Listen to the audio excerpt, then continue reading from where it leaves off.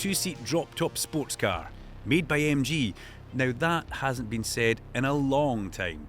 And this is about as British as a fortune cookie. But this does not look like the MGB. This is something brand new. Yes, it's the MG Cyberster. And before you ask, no, it's not a futuristic toaster gone rogue.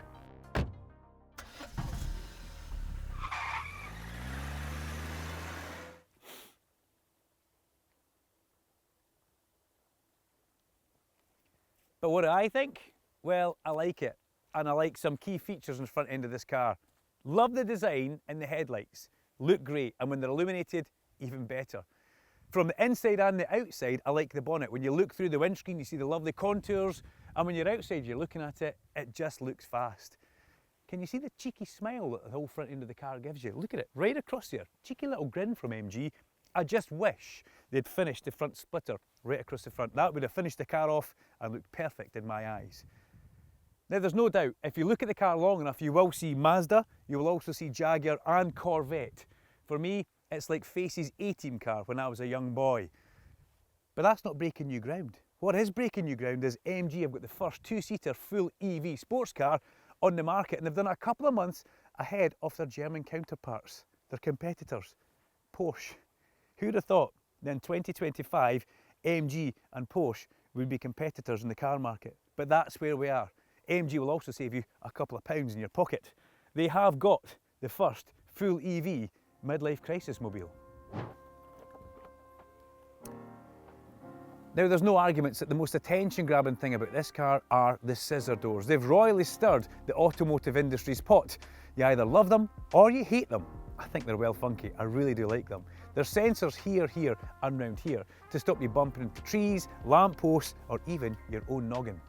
And it's a personal thing. When I arrive at Asda, other supermarkets are available, I want to get out of the car looking like a rock star. And if we move towards the back of the car, you can see just how long a vehicle this actually is. And with the lovely 20-inch alloy wheels that have got a nice spiral inspiration design there, there's also a bit of a ducktail here, which is another nod to its German competitor. But that brings us on to the second most controversial thing about this car, the rear lights. Now MG tell me that you can get 279 litres of boot space inside here, and that's enough to get a set of golf clubs. Now I've been playing a bit of golf recently, as you can see from that swing, but if I arrived at my local golf course with my son for a round, we'd get some attention in this car. The Cyberster has two versions available at time of recording. The single motor rear-wheel drive trophy version starts at £55,000. And their top of the range dual motor GT, which we're sat in today, starts at just £60,000. Not bad for something that looks like it could easily be in the six-digit territory. But critics have been quick to dismiss the MG Cyberster. Why? Because Porsche next year will release their two-seater EV Boxster, and that will blow the MG out of the water. But I don't think so, because along with the Porsche badge comes the Porsche price tag. And just because the Cyberster is the cheaper of the two options, it doesn't make it any less classy. There's still streaks of Alcantara and faux leather in here, and it feels just as comfortable as the last Porsche I was in. And it feels like the cockpit actually wraps around you. It's like I'm navigating the Starship Enterprise here with the wraparound dashboard. We've got nav, driving and vehicle information. Now that's not what they're called, but that's what I realise they're actually giving back to me. And in the middle, we've got one for temperature and all your volumes as well. Now, like some other EVs that I've driven recently, when you accelerate, there's a couple of sound options. There's electro-induction and fuel sports car. Now trust me, I'm sticking with fuel sports car because it actually sounds like a Porsche. It's like they're having a little dig on the side.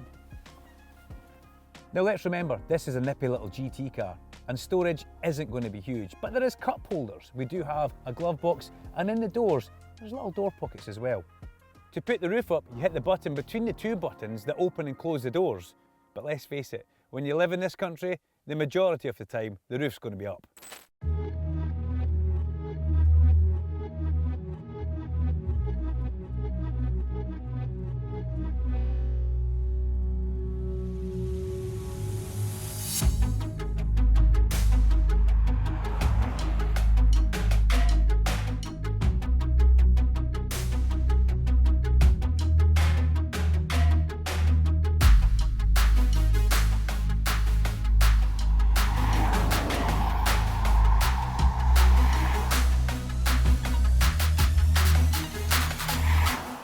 So with its stunning looks and incredible driver convenience setup, are you convinced? No? Well, maybe this will change your mind. A 0 to 62 of 3.2 seconds and a showboating 503 horsepower. I mean, say what you like, but when it comes down to brass tacks, if you're looking to save a little bit of dough without sacrificing power or design, it's the MG Cyberster all day long. So it looks like a roadster, but does it drive like one? Well, no, it doesn't actually. It drives very much like a larger GT car, because that's what it is. This is the GT version. Now, I've driven a lot of EVs, as you guys know, and they don't have gears, unless you're in the Hyundai Ioniq 5N, and that gives you the artificial gearbox. The two paddles behind the steering wheel on this car, well, the one on the right-hand side, cycles me through my driving modes. We've got sport, we've got custom, and we've got comfort. And the big changes you feel when each mode is enabled is quite something. In sport, it's alive, it's heightened, it is ready to go. I've done most of my driving though in comfort, because it's still really rewarding and fast. There's also another button on the steering wheel, Super Sport. Hit that button and it goes full on bad boy.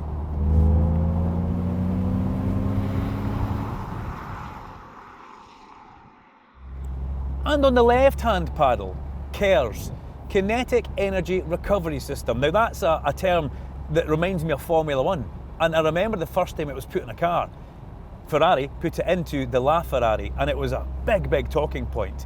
It harvests the energy from the car back into a battery, so you can use that at your disposal. So you get a little bit of something back for the driving, and you can alter how much recovery you want, or as we call it now, harvesting. You can have it nice and low so the car tends to want to glide when you lift off the accelerator, or you can have it quite high so you do feel a good deacceleration as it puts a lot of energy into your battery pack. Different weights of steering are something that's key when you're cycling through your driving modes.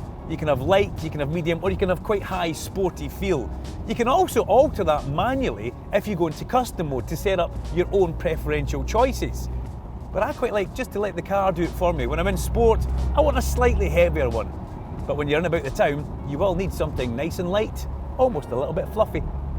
And speaking of fluffy, I have noticed every mode that I go through, the suspension doesn't really change. It feels a little bit bouncy, bumpy, almost a little bit forgiving is a better way of looking at it. I can't really compare this car to the Alpine that I drove, even though it is a two-seater roadster. The Alpine was much more rigid. This car, a lot more forgiving. Now, I think I'm pretty well versed to give my own honest opinion about an MG car, because I've driven 15, 16 different variations. MGs have a great history in my family. My uncle used to restore them. So I've been in a PA, a TD, an MGA. I've been in an MG Metro Turbo, lucky me. And I've also been in the more recent ones, the MGF, the TF, the ZS, the ZR, and now I'm in the Cyberster. And where would I put this? Where would I fit the MG Cyberster in? Is it like the MGB? Well, it almost is, but I think it really is in an area of its own, because it is the new MG brand.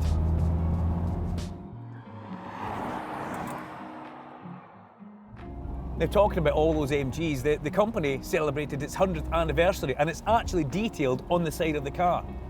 I knew when I watched Goodwood's Festival of Speed and I saw a line of these cars, I couldn't wait to get behind the wheel. And here we are today, having fun, giving you guys the lowdown and the review on the Cyberster. Now, in this car you have the option to one pedal drive, and we've talked about how that and KERS will put some power back into your battery. But I did a detailed example of what one pedal driving is in the Mercedes EQC video, and if you hit the top right of the screen just now, you can have a look at that. You can see my hair's getting a little bit animated in this video as well. There's one thing I am missing. It's a pair of shades and a headscarf, and Thelma and Louise, eat your heart out. Now, if I've convinced you,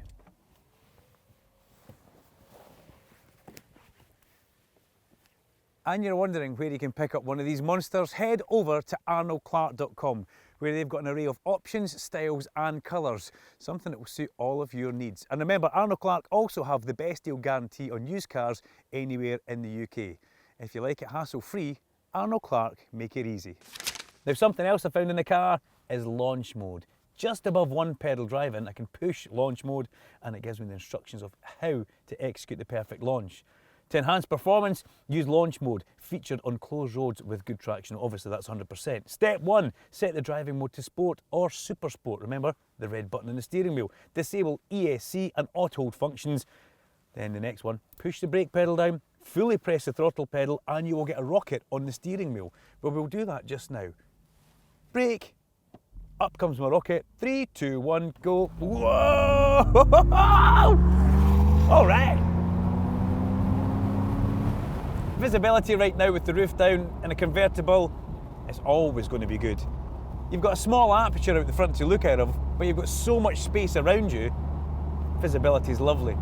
With the roof up though, not so much. The roof takes away quite a bit of my visibility. Remember, 6'2", give or take a few inches, and almost in my eye line is the actual roof bar and the sun visor. But if I had this car, would I have the roof up very much? Probably not.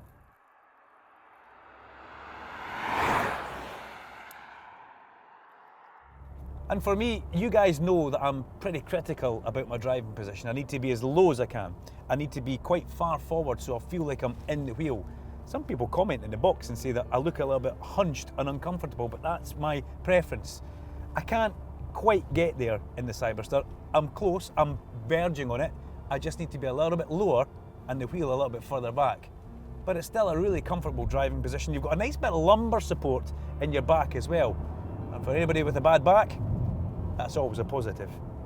It seems to want to glide from bump to bump or yump on the road. It's almost like it knows what bit of the road's coming up next. There's a tiny little bit of wind noise coming from the right hand side. There's something out here just causing a little fluff in my ear, but there's nothing above. Absolutely no wind noise from the roof on the Cyberster. And road noise, minimal. 20-inch Pirelli P0 tyres, chewing up the lovely tarmac that we've got here.